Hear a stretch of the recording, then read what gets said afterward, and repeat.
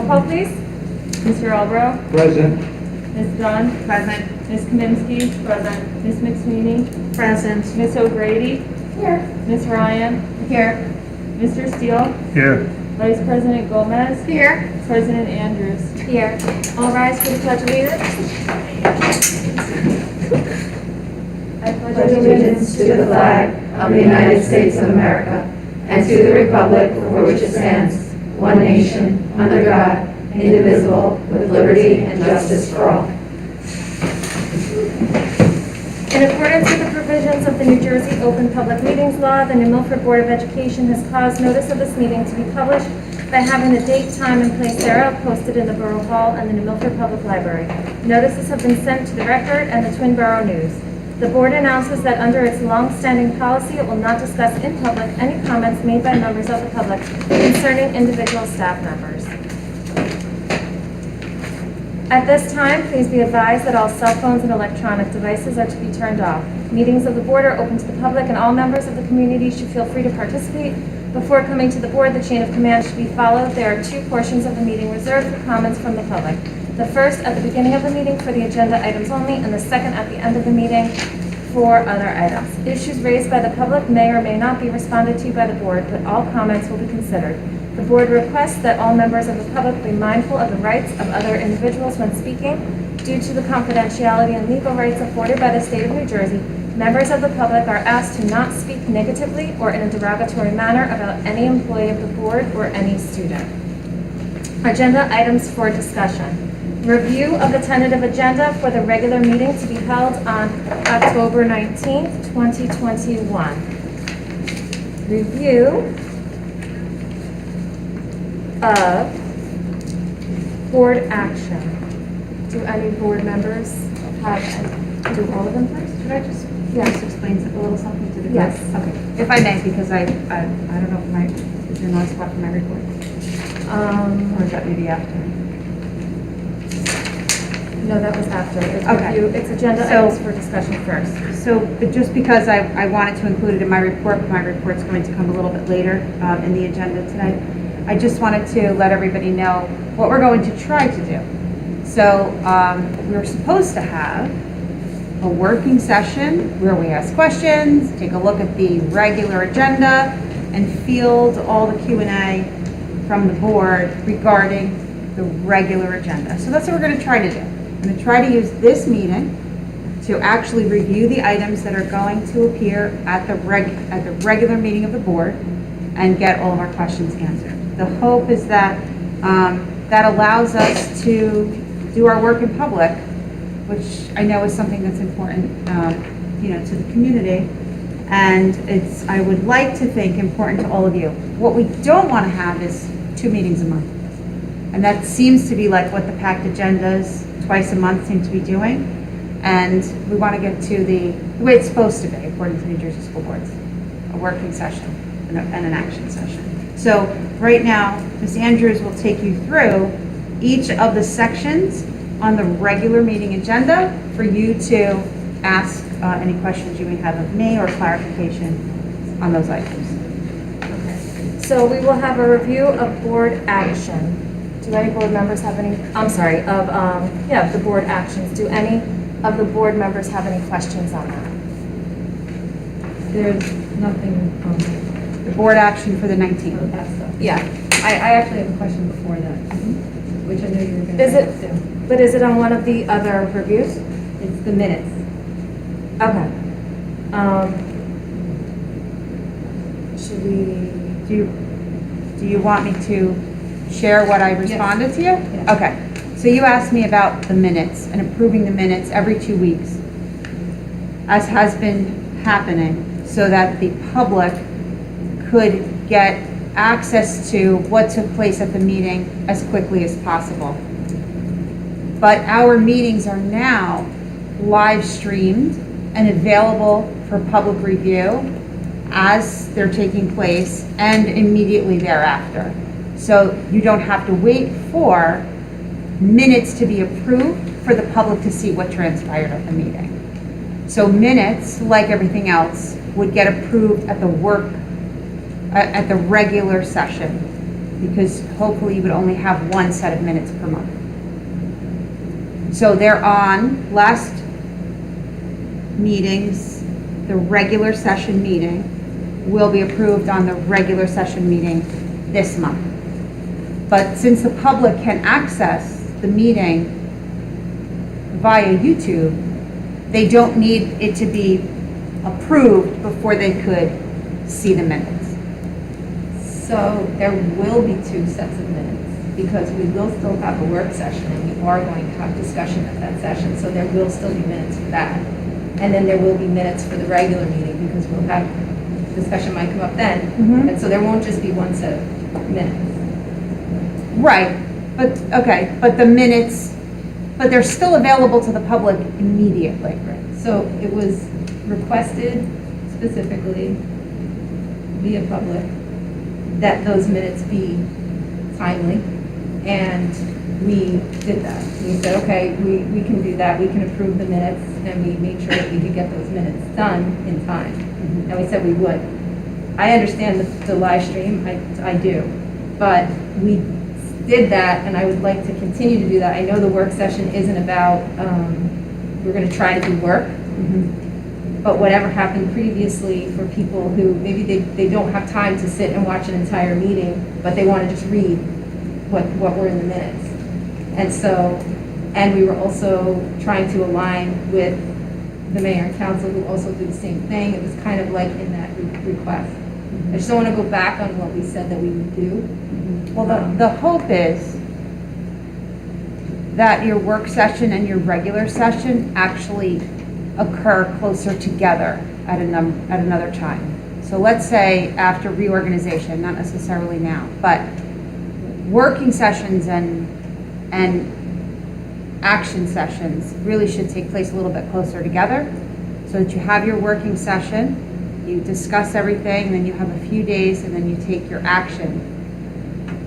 Right now, the way we have them set up so far apart, it feels like 2 meetings. If they're placed closer together, as I believe they should be, then you're doing the work.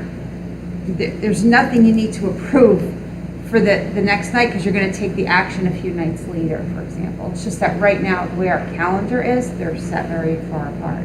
So I don't believe the minutes are prepared. Are they prepared? Well, we wouldn't be able to do it now anyway because Right. it wasn't shared with everyone. I mean, it's there. Exactly. So when But it you wasn't asked shared with me, everyone. when you asked me I this know. evening, I was like, I don't have minutes prepared to put on Because I tonight's. just happened to notice it that way. Right.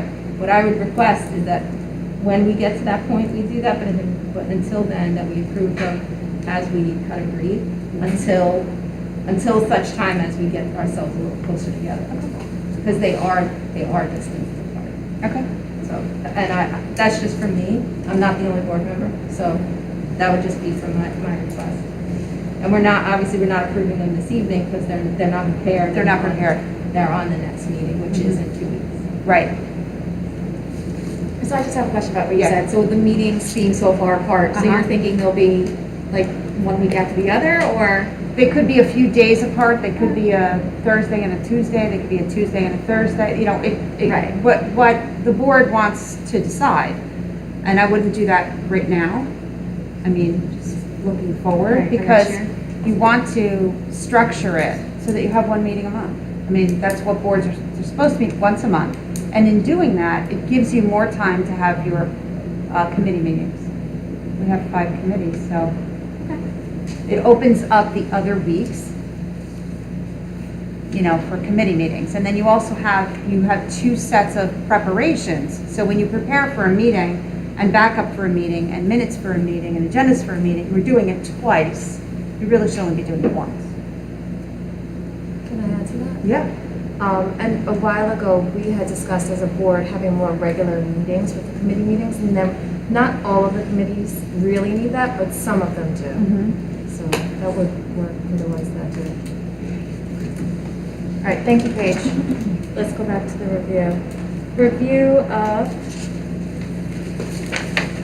Review of board action. Do any board members have any questions on the board actions?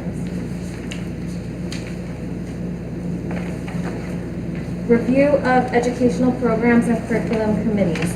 I do have a question Yes. about the field trip. It says here that there is a cost, but it's a little bit unclear to me. Is this a cost, is a cost per pupil, but is this a cost out of pocket to the student, or is this a cost to the district? This is the, you're talking about Escape the Room? Yes. Okay, so that is an 8th grade trip for the 8th grade students. They are no longer doing that in the woods thing. I forget what it's called. Happiness is camping. Camp Bernie, whatever it was. It was the overnight camping trip. They're not doing that anymore. So they tried to prepare, the advisors tried to prepare sort of some bigger trips for the kids. So this is Escape the Room, plus the bus, plus lunch. And I did ask about clarification for, you know, the event that a student had a financial hardship and or could not afford the trip, and they do make concessions for that. They will take care of that. So the cost is to the student, but there will be exceptions made if the student has a If a hardship. student, yes, Okay. always. We always. Okay, thank you. I have a question. Yeah, Can you just go into a little bit what the middle college program agreement is between Fairleigh Dickinson and the high Yes. school? yes, absolutely.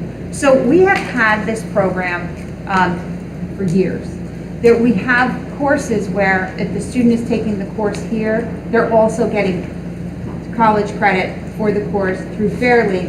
The teachers have to be individually approved. They all have to have master's degrees. And this is just, they are asking us to sign off on this agreement. They haven't, okay, it's been sporadic. There have been times when they've asked us to sign off on the agreement and times when they haven't. I asked the principals that any time any entity asks us to sign off on anything, that we get a court approved. And that we have it reviewed by the attorney. So both of those things, that's why it's on there. Are there any other questions from the board on educational programs and curriculum? Review of personnel recommendations. I have a question on that. The Thomas, I can say this, they've been Yeah. raised, right? Okay. Well, they have been rice, but this is not like a ricing kind of thing. Okay. Right. Thomas, it's for those of the public, it's a club stipend. Thomas Kita and Matthew Rosella, it says, or Rocella, I apologize if I said that wrong. It says $100 per game. Is this a split fee, or will they each individually get it, or can you just clarify that? Okay, so it was originally that Thomas Kita was the sole person listed who could film the games. Now, either Thomas Kita or Matthew Rosella will be filming the games. If and when they film the game individually, they will get $100 per film. Okay. Not split, not Just for times whatever two. they each film. Right, so that Okay. way there's some flexibility as to who can show up, who could be there, who can't, and they work that out. Okay, thank you. Are there any other questions from the board? Yes, Anthony. Regarding the assistant data coordinator, I Yes, would like to know the rationale behind that. And my question is concerning, I read the contract, and start date is July 1st, and we're in October right now. right. Well, this is something that was quasi in place when I got here, but I believe it was tabled once before. And this person has been working with the data coordinator at the direction of my predecessor, not a problem. So prior to this person doing it, we did have another person in district doing it. The reason being that when you have only one person who's doing some very important work, time-sensitive work, should something ever happen to that person, there's nobody else who knows what's going on. That's number one. And number two, some of it is just coordination of information. So in the past, I believe Matt Caronia did this, and so now Marissa is doing it, and it's outside of her regular workday. Is there an administrative assistant for that position? This is not a secretarial type position. It really is Well, somebody. I'm asking if Yeah. there is one for the data No, coordinator. no, there is not. So this individual's been, has this individual been paid? No. It's a year-end stipend? Well, it's supposed to be monthly, but no, she has not been paid. but the contract says July 1. Correct. Thanks. Yes. Oh, I'm sorry, Anthony, were you finished? Yes, thank you. Okay, Paige? I want to follow up on what Anthony said. So that was tabled due to the fact that this person is also part of the NMEA. Uh-huh. And there was a question about whether or not this would, so there was a request for your predecessor to coordinate with the NMEA to make sure that we didn't have any issues. I was not aware that I was supposed to be coordinating anything with the NMEA on this. No, I mean, not, I just Meaning wasn't just an aware understanding. because this is outside of the role of any teacher. In other words, it's not instructional, doesn't require an instructional certificate, it's It's not on not the working list with of items students, that are it's not on the list of stipends. It should be. Well, the person who was doing it previously wasn't a member of the NMEA, so that's why it wasn't. So maybe as, that would, if you put it in the list of NMEA stipends, then that means that it's, you're posting the position for somebody in that association to assume it, and that may not necessarily be the person you, that may not necessarily be who you always want to put in that position. I'm just, I know, I don't know how Like- much we can speak about in Right. public. right. We could go into close and discuss it at the end. Yeah, Yeah. we could do that. Except, it's not about the person, it's about the role. Yeah, exactly. It's not about the person. So Right, I'm not talking about right, the no, person. we're not talking about the person, yeah. Got it. Any other questions from the board members for personnel recommendations? Review of Finance Committee. Are there any questions from the board with that? Yes, Judy? It's more of a suggestion because I'm looking at the sending tuition contracts. It's really quite costly.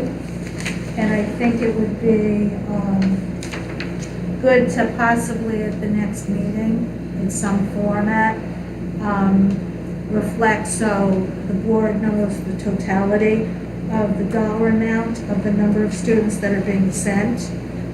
You know, because we approve these, each contract. And I think to take a look from year to date, the total cost of what it's costing the school district, the number of students and the dollar amount, what it's costing the district, but also year to date, the incoming students, the paying students, how many and what the cost is. So I think it's really important for everybody to see what the outlay is versus what's coming in. So if you can come up, you know, with the total number of students and dollar amount for the next meeting, I think it would be good. You just want for everybody. tuitions? Do you want transportation? Do you want outside services, like if they get home services, or do you just want us to focus on tuition? I think it would be, Because you're talking probably almost a third of our budget probably goes to special education in totality. you know, I don't know, what do you think, the board? I think it's important that we know the totality of what our outlay is Yeah. for tuition. I'd like to see tuition first, yeah. Yeah, tuition, we could start off with the tuition, the outlay, plus what's coming in to start with. Well, I And can then- tell you this, and this is great news. We have over $1 million of incoming tuition for students who are coming to school here for the programs that we offer this year.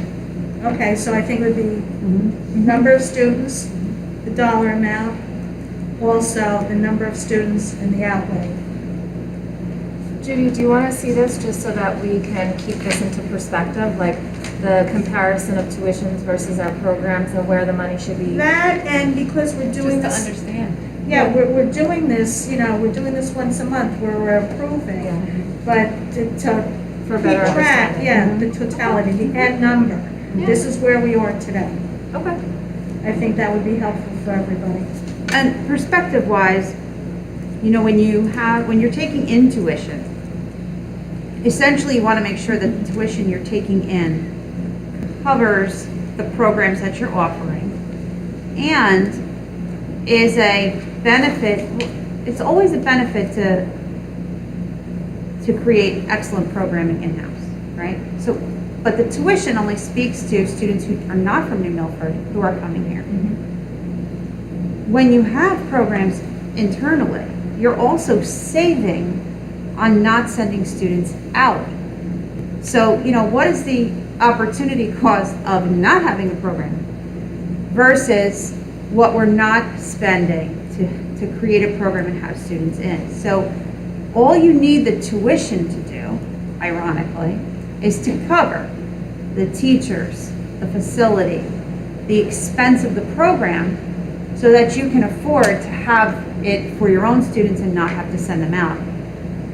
So sometimes it may not look like let's say a small program for students with autism in one classroom has 3 professionals and it costs something to set the room up, right?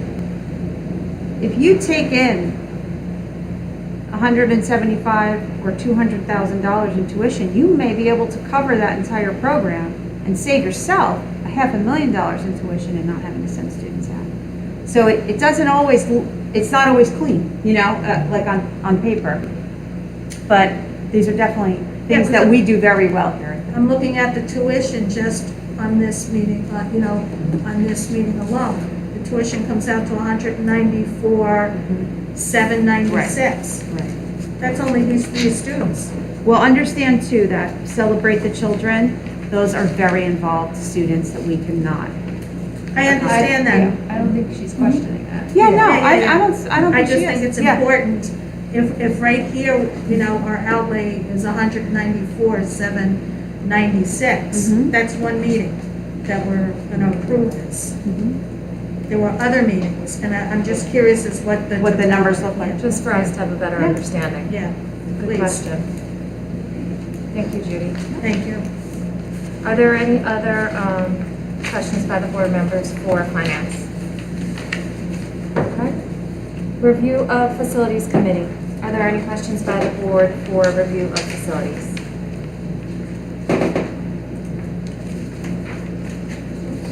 All right. Open to the public for items on the agenda as outlined in the Milford Board of Education bylaw 0167. Each statement made by a participant shall be limited to 2 minutes. Can I get a motion, please? Motion by Tammy Kaminsky, seconded by Heather Gomez. All in favor? Aye. Opposed? Motion passes 9-0. Are there any questions? Did you have a question? Committee reports? We're getting it. Not yet. Skip right over, man, didn't No, you? it's not yet. It's coming She's up. still in the work session? I'm deeply All right. crushed. Yep. Any questions or comments from the public for items on the agenda? Okay. Can I get a motion to close to the public? Motion by Laura O'Grady, seconded by Joseph Steele. All in favor? Aye. Opposed? Motion passes 9-0. All right, Superintendent of Schools report, Ms. Danielle Chandler. Hi, everybody.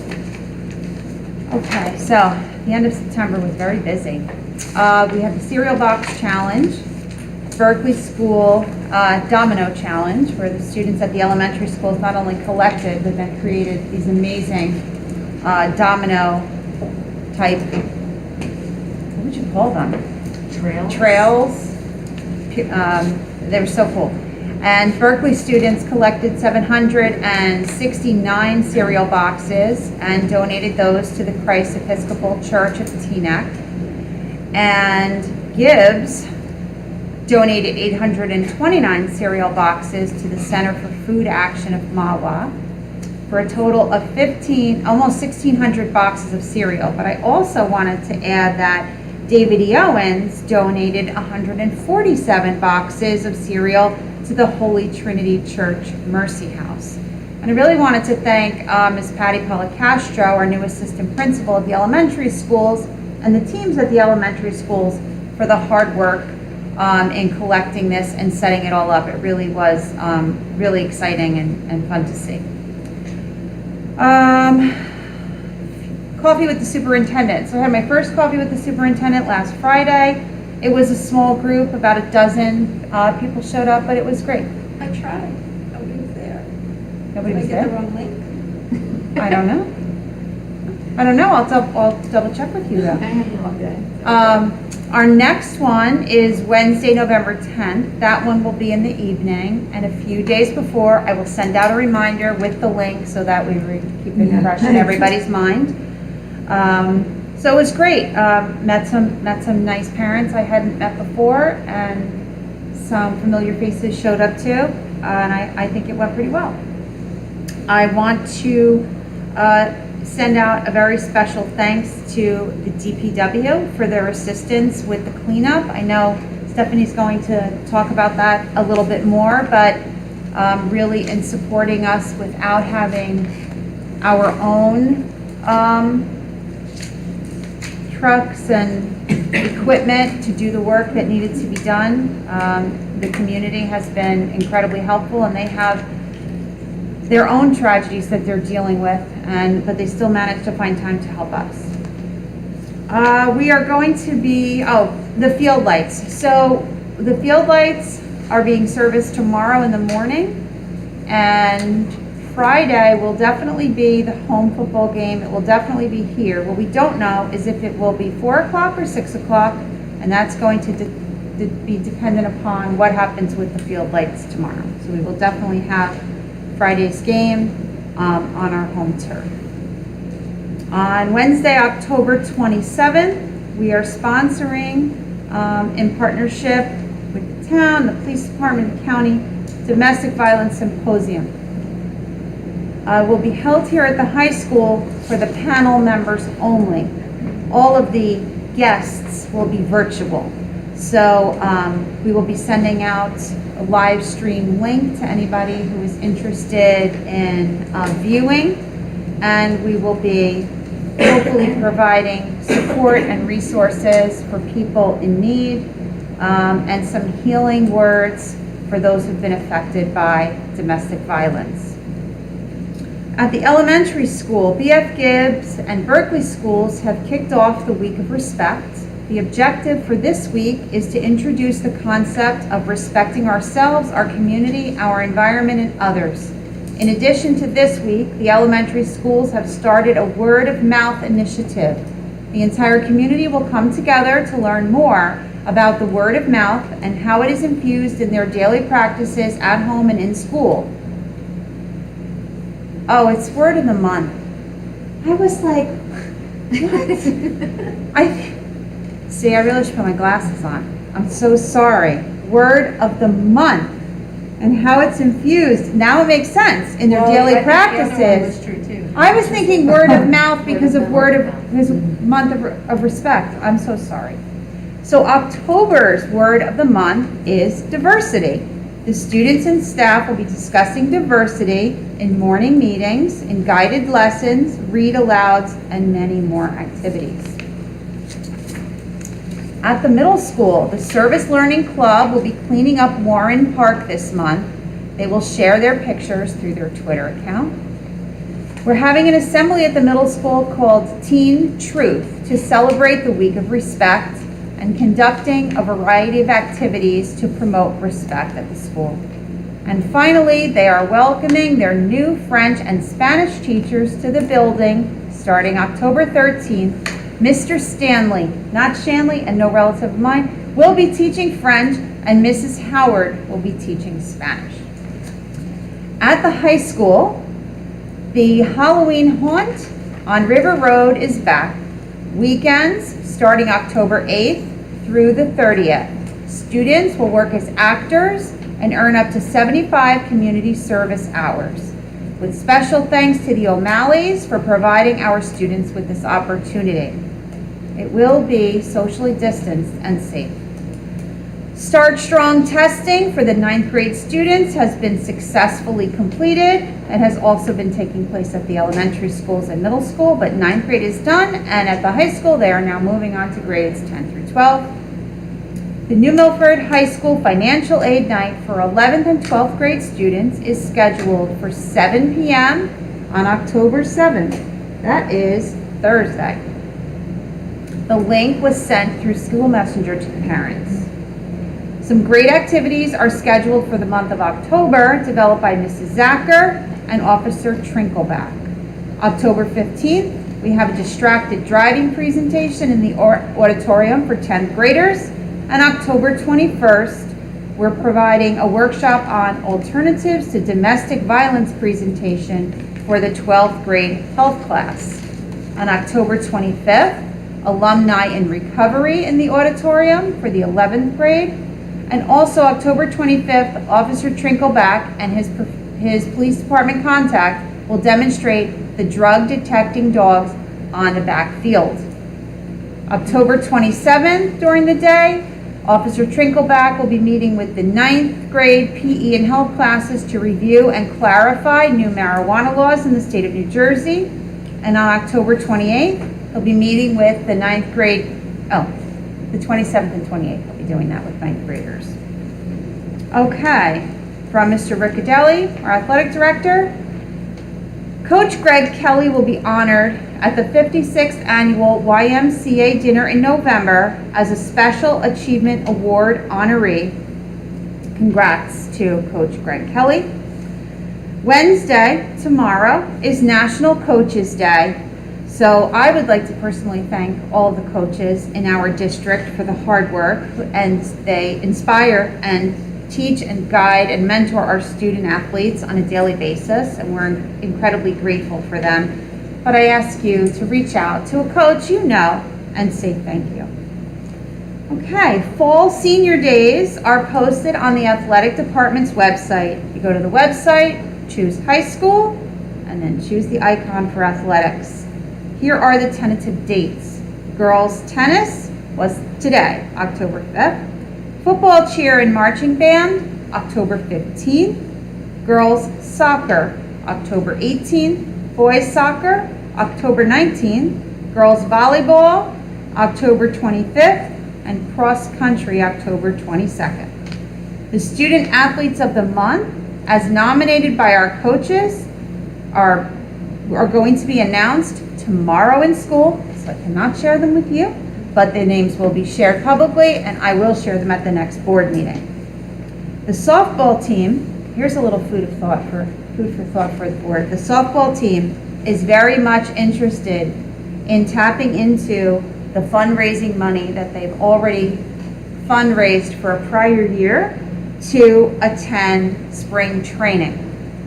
So I said I would share that interest with the board and give you that seed to think about, so that you can think about what kinds of questions or concerns you might have should we support a trip for spring training should it happen this year. So I'm just putting it out there, not for your answer now, but to plant the seed for you to think about.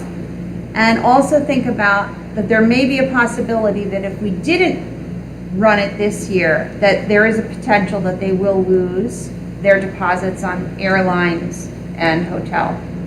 That may be a cost of COVID we cannot get past, because I don't know if anybody saw Disney World this past weekend and the 50th anniversary. You would never know there was a pandemic going on because there were 10 million people there.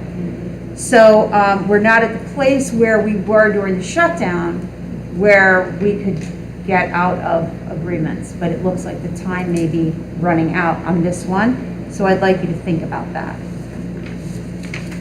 And at the next meeting, I will do HIB, suspensions, and all of that stuff. And I think that's the end of my report. Yes. Two things. Yes. As far as that trip is concerned, Major League Baseball on the 1st of December is probably going on strike. And if past history dictates what they do, spring training will be moved way ahead. So to confirm a specific date to go to Florida, because I don't think you're going to Arizona, maybe moot. So secondly, could there be a better link on the website for football games? You mean the I had live a video? lot of trouble The live finding video last week's streaming? game. I could look into it. I haven't seen the video link itself. Yeah. I mean, I know where the link is, but I haven't seen it itself. Yeah, and I went through Max Preps, but it had a lot of buffering problems and everything else, so. Okay. There I'll could be a follow better up on link, that. because I can't make it till, I used to. make it all. Right. Sure. I'll follow up on that. So, Well, if you're okay. watching, I'm sure somebody else is watching and having the same trouble. Yeah. Okay. Thank you. Mrs. O'Grady? Oh, I'm I'm sorry. not sure that that game was streamed. Oh. Not every game is, there's only a certain number of games that It was are away. streamed. Yeah. Oh, it was away, so that's it wasn't probably our why you weren't filming? able to find it. Okay. Maybe that's why it wasn't as, okay. Thank Mrs. you. Thank O'Grady? you. Thank you. Back to the softball spring training, is it my understanding that it was a trip that was already paid for, already booked, it had to be canceled because of COVID? Yes. So our decision is not about finances, it's about, do we feel as though they should go because of the COVID situation? It's both. I want you to just know the whole scenario. Okay. So do you want them to go?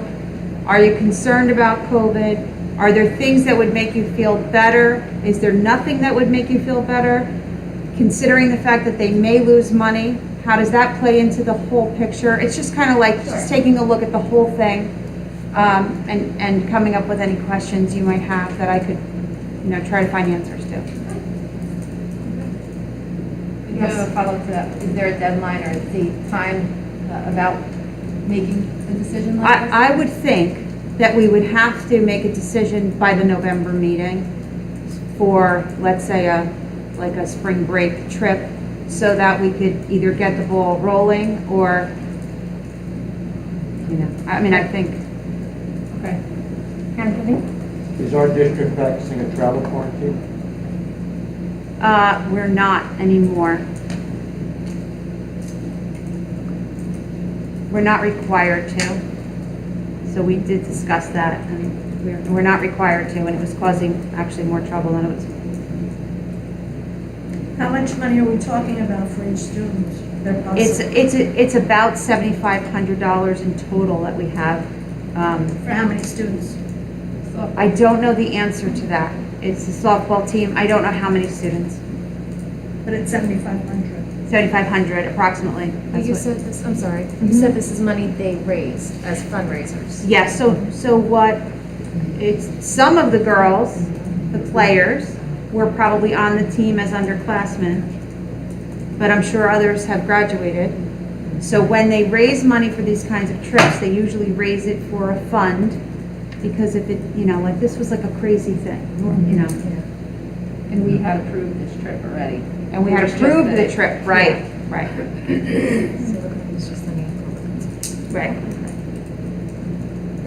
So I can find out how many kids. Yeah, well, because we need to know how many people are going to be affected as well, besides the money. And can we also get the details of the trip again? Because Yeah. it was 2 years ago. Yeah.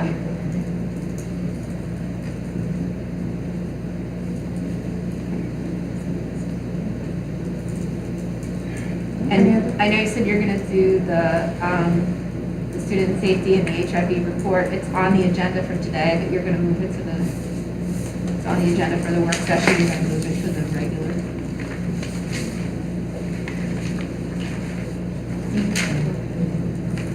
Did I not? Oh, okay. It is. Are you going to? It is. I know. I can do what I have, and if it changes between now and then, I'll update. Okay. Okay. So, I also have to present, twice a year, from the January to June, and then from July to December. So, this is actually, I'm sorry, it's 3 times a year. This is the period 2 reporting, and I need to report to you how many trainings and or programs we've had. So, district-wide trainings, we've had 2. The high school has had a separate training. Berkeley has had a separate training. David E. Owens Middle School has had 2 trainings, and Gibbs has had 4. And I believe that's because we have hosted things at Gibbs that maybe were not physically hosted at Berkeley, like where we did a buddy program or something like that. So it's not that we're, giving them special treatment or anything like that, but maybe we were just hosting in one spot or the other. We have 3 HIB investigations. One at New Milford. This one is at New Milford High School.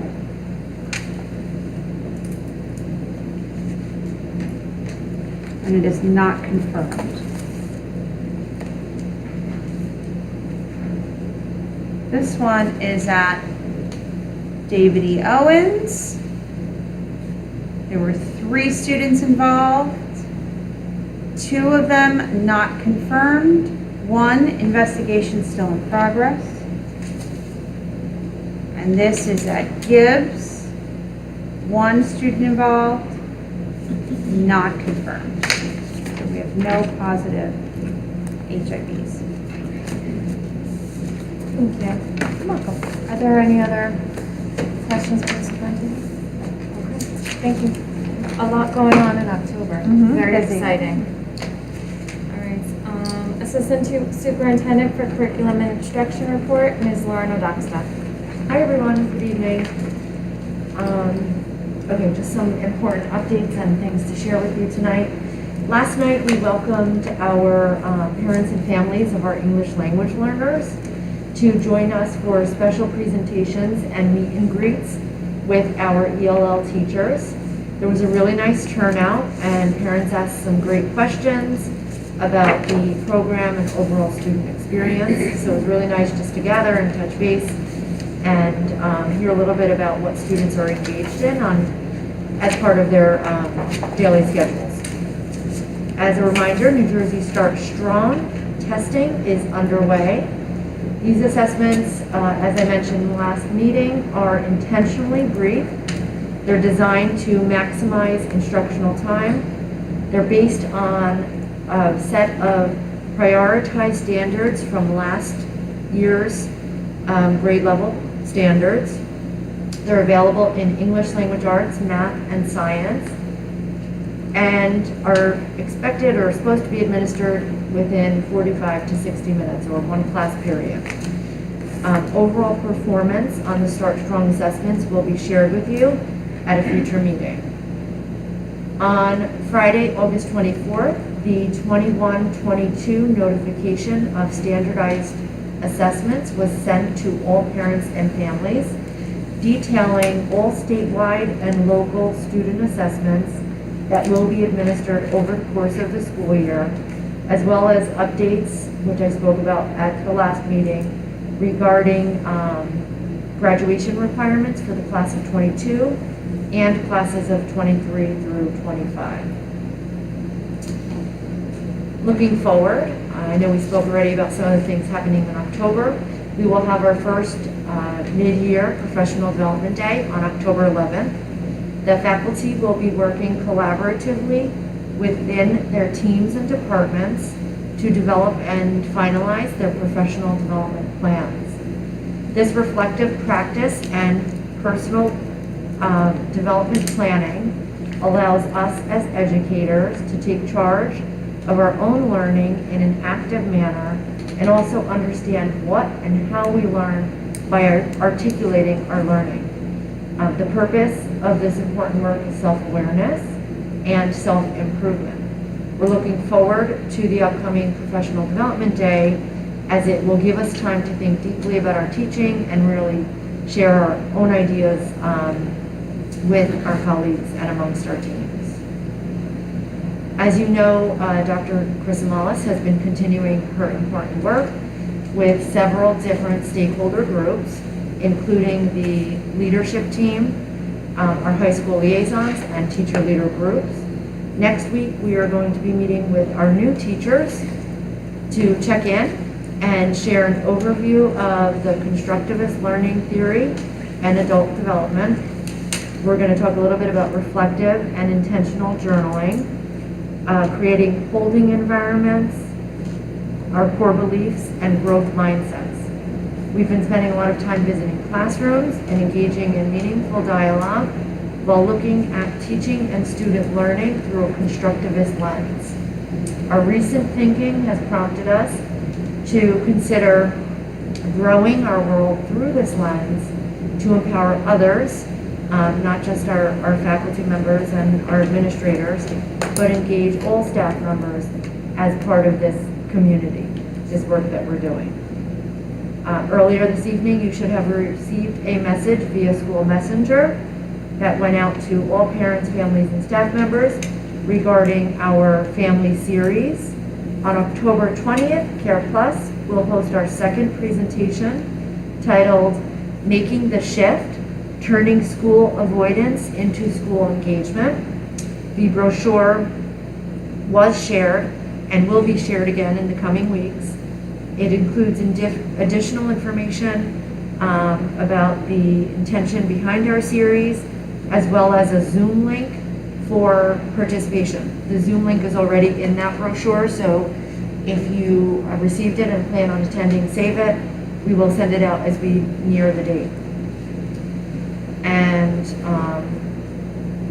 finally, today, October 5th, is World Teachers Day, also known as International Teachers Day across the globe. It's an annual initiative to recognize and celebrate each teacher's contribution and efforts. So I just want to take this opportunity to thank all of our teachers here in New Milford, without whom we would not be who we are today. So thank you. And that concludes my report for this evening. I was not aware of that. Yes. I feel like I'm just living under a rock. I'm so sorry. I would have thanked our wonderful Exciting. teachers, all teachers. Many of them are sitting on this panel, on this board. And thank you to all of the New Milford teachers. Happy World Teachers Day. Thank you, Ms. Lundstedt. Any questions for Ms. Alexa? Okay. Business Administrator Report, Dr. Stephanie Petrarch. Good evening, everyone. I prepared a little PowerPoint for you, and it's a timeline of events since September 1st. But before I begin, I want to just remind everyone that the food applications are due to my office by October 15th. This is directly tied to funding, so again, the importance of submitting these really needs to be highlighted because district funding is tied to it. And additionally, I'm very excited to report that the preschool lunch will begin on, it's actually Tuesday, October 12th. So the parents are given a form that they can pre-select similar to Gibbs and Berkeley. So I just want to take you through this. This was obviously the day of. I'm sure many of you have seen these pictures or some like it. This is when we had approximately 7 feet of water on the field, and it went right up to the back of the building, of the high school building. September 8th, which I'll highlight later, this is what the inside of the field house looked like. October 1st. I'm sorry, can you just wait 1 second? Can we do something about that table? Because I can't. From How this about, can side. you turn down the lights or something? Yeah. Because it's hard to see.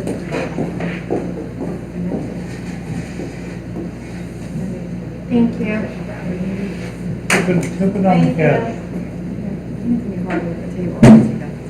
Is there any way, Dan, that you could turn off this one and put that one back on? There you go. There we go. Great, thank you. Stephanie, can you start over? I can. Thank you. In there. Thank you both. There you go. Thank you. Thank you so much. It was just, there was a line. Yeah, That's okay. thank you. Thank you.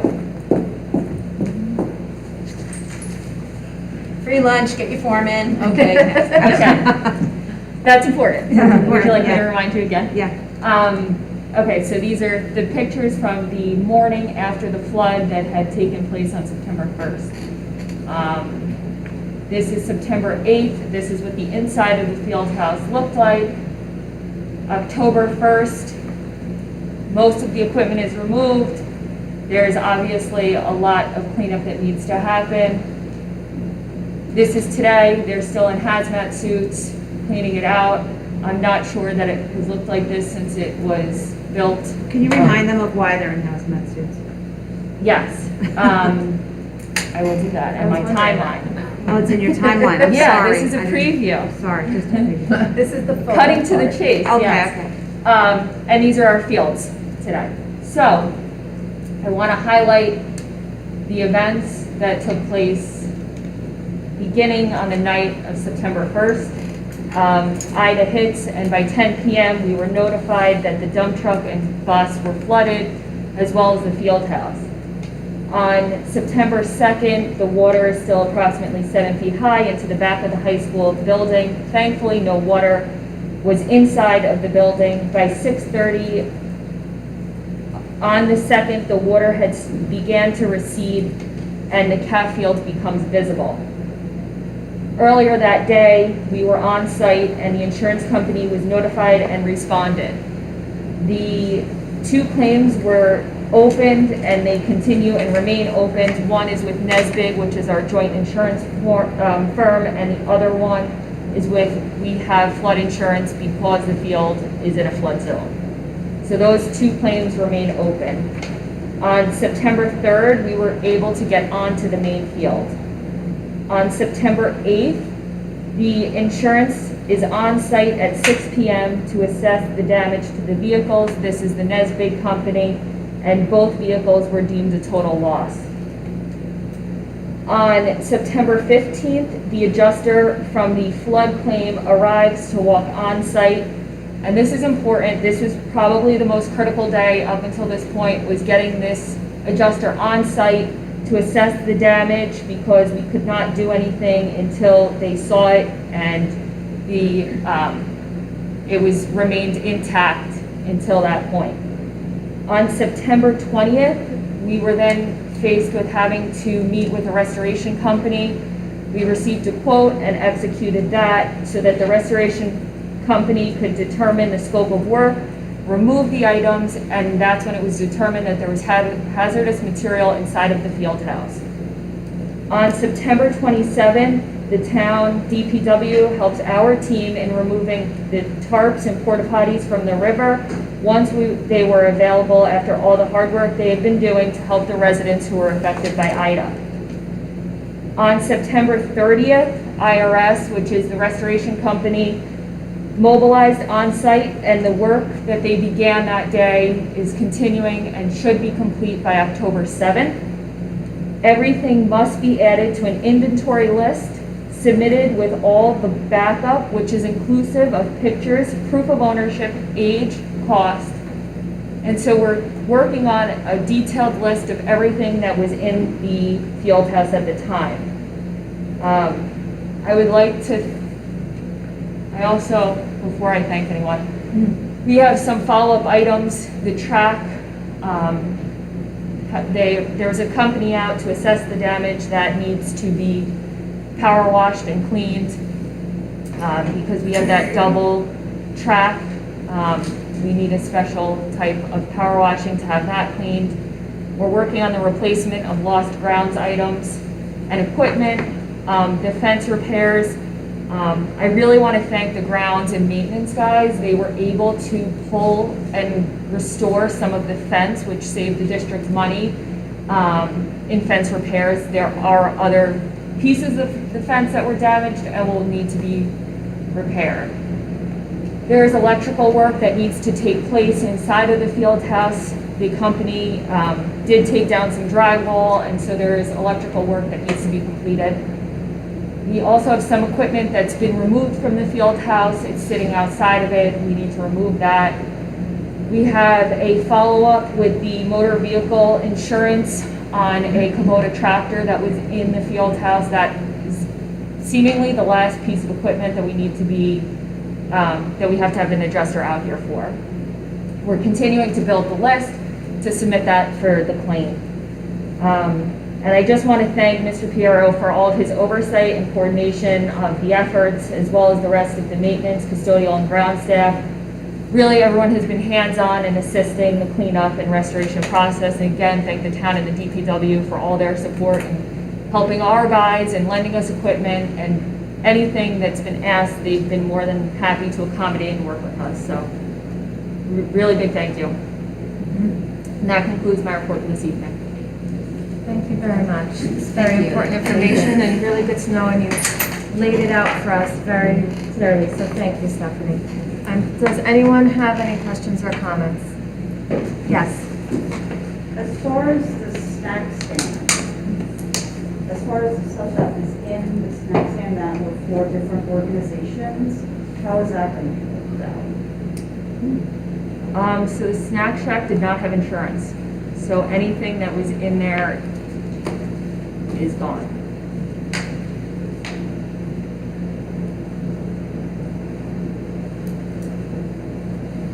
Question. So going forward, one of the things that you brought up was that hopefully we would be able to replace it with a more movable, an actual movable type thing.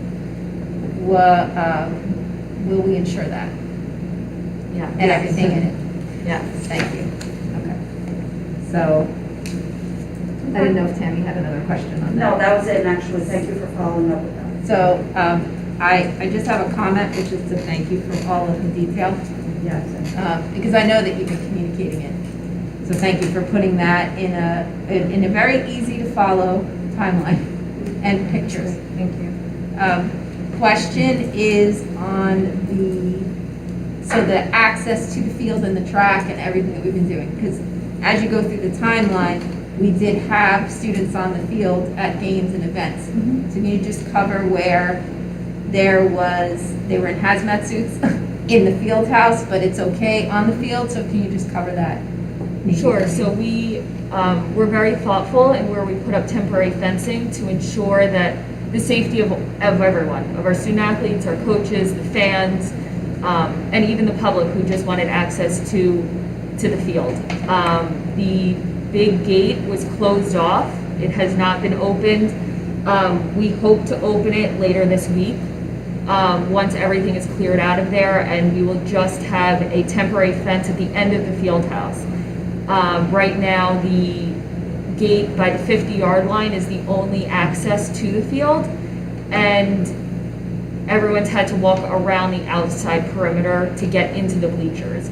We hope that after this process is complete that we'll open the other side, but we'll still maintain temporary fencing until everything is removed. So is the electrical the only thing that we're thinking about in terms of whatever events are happening this weekend? Meaning, you know how you said this is going to happen tomorrow, depending on how that goes, it's the time of whatever will happen, right? Not actual activities? Correct. The Like timing still of beyond there. It's Yes. just- Yes. Yes. Okay. I mean, the track is not a track that you can use right now because it hasn't been cleaned with the appropriate power washers, et cetera. And the field house is relatively empty at this point. There was, all of the vehicles that were in there had gasoline. So you're dealing with gasoline, and then that is where our power source is. So combining gasoline and a power source is never a good idea. So it had to be completely cleaned out before they could even go in there and make sure that the lighting and everything was working. We don't even know that it's not. We just haven't. Everything is shut down. We just shut it down, correct, out of safety. Can I also add to that? Aside from having the gasoline, we also had fertilizer. So we had gasoline mixed with fertilizer, and that's why we had the hazardous material. So for the safety of everyone, our staff, the public, the electric was turned off until that was deemed safe.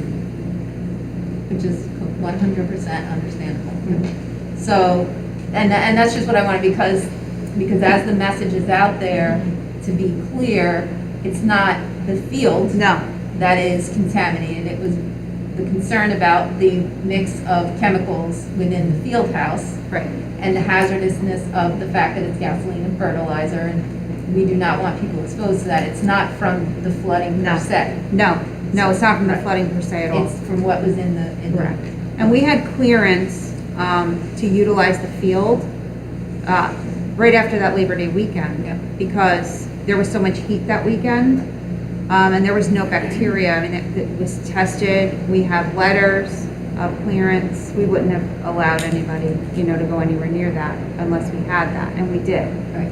So it was very much isolated in the field house and absorbed by the fertilizer. Yeah. So that's how I said, just appreciative of all the information and how it's laid out in a timeline, because it makes it a little more clear to people who are things are getting conflated. So it's definitely helpful. As far as the what happens tomorrow when they come to do the assessment, how soon, will they let you know They're gonna let us know. Tomorrow They're is gonna what come they think they're tomorrow gonna do? and let us know whether or not we can use the lights or not. If we can use the lights, then the game will be at 6, and if we cannot use the lights, the game will be at 4. But either way, we want the game on our field, because we can have it on our field. Right, absolutely. And should any members of the public, have any questions or concerns or are looking for clarification on any of this, they can call my office, they can call Dr. Kuchar's office, and, we're happy to answer any questions. Absolutely. Thank you. Thank you for all of that information as well. Thank you. Any other board members? Thank you, Dr. Kuchar. Oh, I did. Free lunch. So you said you really need the forms. This is my question. Well, no, it is. You said you really need the forms. No, it is So important. Do you think there's a lower, because you know what we usually have, do you think there's a lower number because people are still confused by the fact that it's free now and it's not going to be free later? So how can we make sure that we get the word out there? So, other than resending everything?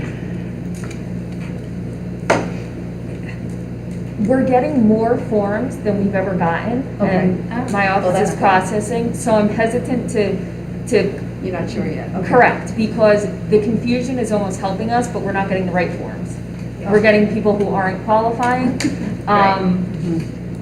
So we're getting a lot of people who unfortunately don't qualify, and then we're turning around and say you don't qualify and not getting the forms that we need. But I will send out another reminder. And on that, we also recently, I don't know if I reported on this, so I apologize if I'm repeating myself. I can talk about the website as well. Yeah. But there was some parent interest and request of snack and like a second slice of pizza or what have you. So we did open that at the middle and high school level. The elementaries, because of how they're eating, and not all of the students are eating in the cafeteria, that they felt like they wanted to work through some of their lunch before they open that, but that's a possibility. So right now it's at the middle school and high school level that there are options for snack and a second lunch. And then there's been improvements to the website, specifically, I guess what you would call my page, I don't know, that links all of the business office. Correct, the business office page that links all of the forms. This includes the lunch forms, the Oprah request form, and I think I had one other, and the facilities use link that is now a Google link that follows the chain process of approval for the use of our facilities. So that's can all now be found on the business administrator page.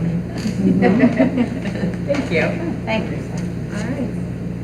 All right. That leads us to Joe. We have liaison and board committee reports. Mr. Steele. I'm gonna keep it as brief as I can. Okay. And if I'm not loud enough, let me know. Workshop is the 26th and the 28th of this month.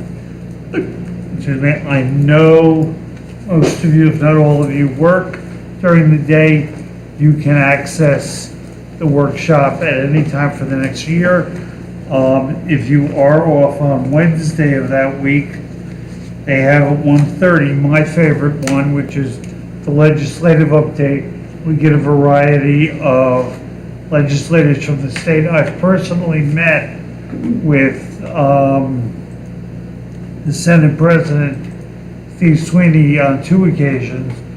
And one of the occasions, it was me telling him what we're doing.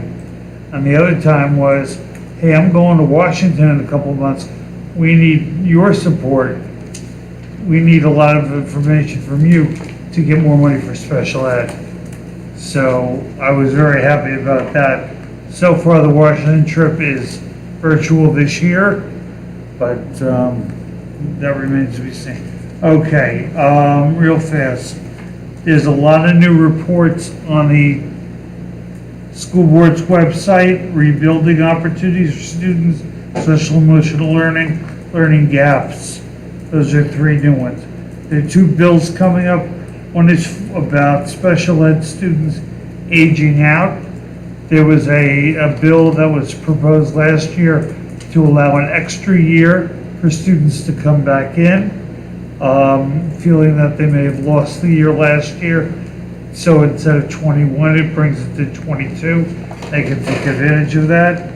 The meeting I went to, the board of directors, all 21 counties were represented. It was a good meeting.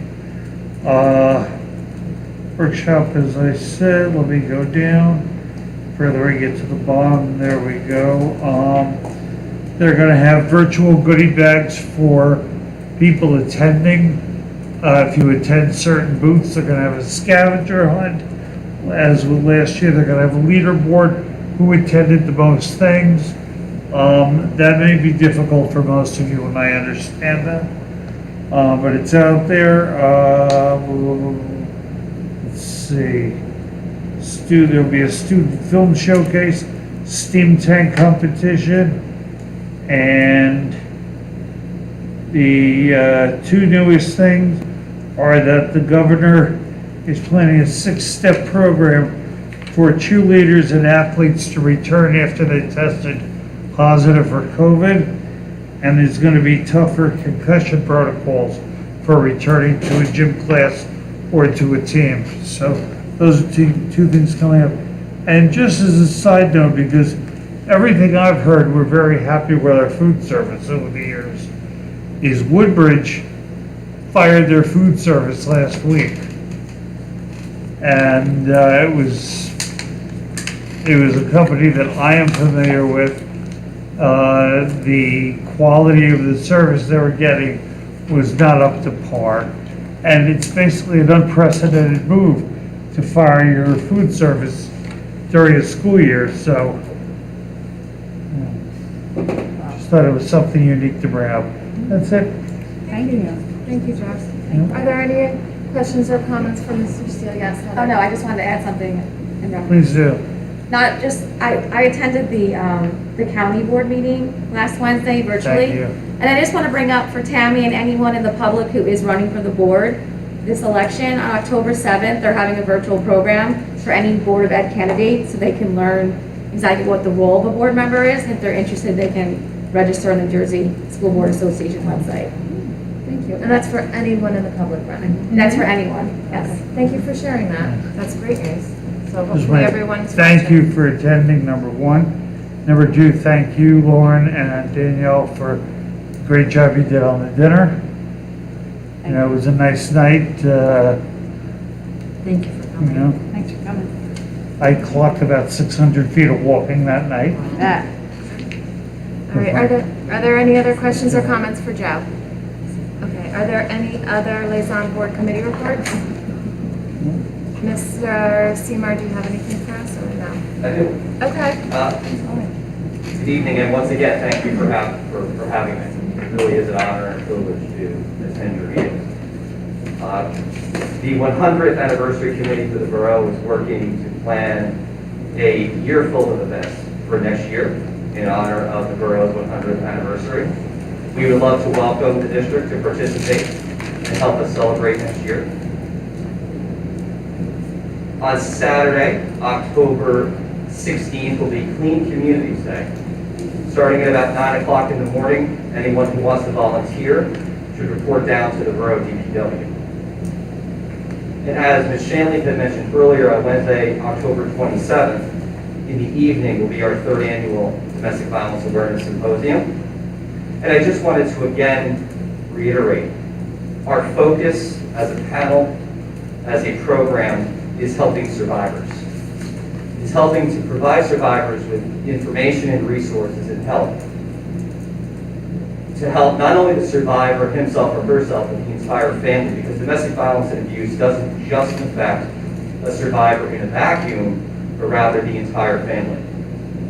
So the panelists who will be present, the agencies who will be in attendance will be addressing both the acute need for police response and protection, but also the concomitant need for additional resources, for support, housing, counseling, therapy, and how to move forward and have a productive family, life, and career, and at the same time, have the peace of mind and the safety of home.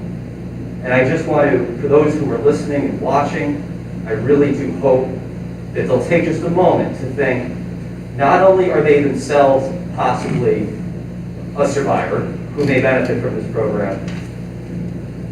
But chances are, those who are watching who aren't themselves survivors probably know someone who is. And this is their opportunity to save a life. Our goal in this program is to help at least one person get the help that person needs. Thank you again for your partnership in this program. Thank you very much, Mr. Seymour. Does anyone have any questions or comments? Thank you very much. Additional board items? Old business? New business? Okay.